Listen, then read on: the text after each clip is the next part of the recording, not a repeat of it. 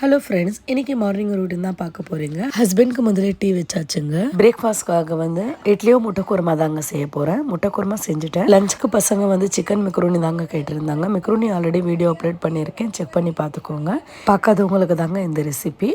தேவையான அளவு எண்ணெய் போட்டுக்கோங்க. பிரியாணி ஸ்பைசஸ் ஒரே ஒரு வெங்காயம், 2 பச்சை மிளகா ப்ரௌன் ஆகட்டும், 1/2 ஸ்பூன் இஞ்சி பூண்டு நல்லா மிக்ஸ் பண்ணி விடுங்க. ஒரே ஒரு தக்காளி, புதினா கொஞ்சமாக, மஞ்சள் பொடி கொஞ்சம் கூடுதலாகவே சேர்த்துக்கோங்க, அப்போ தான் நல்லாயிருக்கும். மிளகாத்தூள் 1 ஸ்பூன், 150 கிராம்ஸ் வந்து சிக்கன் எடுத்திருக்கேன். நல்லா க்ளீனாக கழுவி சேர்த்துக்கோங்க. 1/4 கிலோ அளவு மெக்ரோனி சேர்த்துருக்கேன். மெக்ரோனி மசாலாலாம் நல்லா மிக்ஸ் பண்ணிக்கோங்க. அப்புறமா தண்ணி போடுங்க. இந்த மாதிரி நல்லா குழையாம வரும். இந்த பக்கம் இட்லியும் குருமா ரெடி ஆயிடுச்சுங்க. பசங்களுக்கு கொடுத்தாச்சு. லஞ்சும் கட்டியாச்சுங்க. அவ்வளோதாங்க.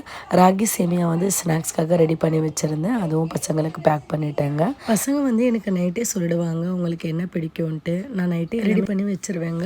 அப்போ தான் எனக்கு காலையில் எழுந்து பண்ணுறதுக்கு ஈஸியாக இருக்கும். உங்களுக்கு பிடிக்கும்ன்ட்டு நம்புறேன். அடுத்த புது வீடியோட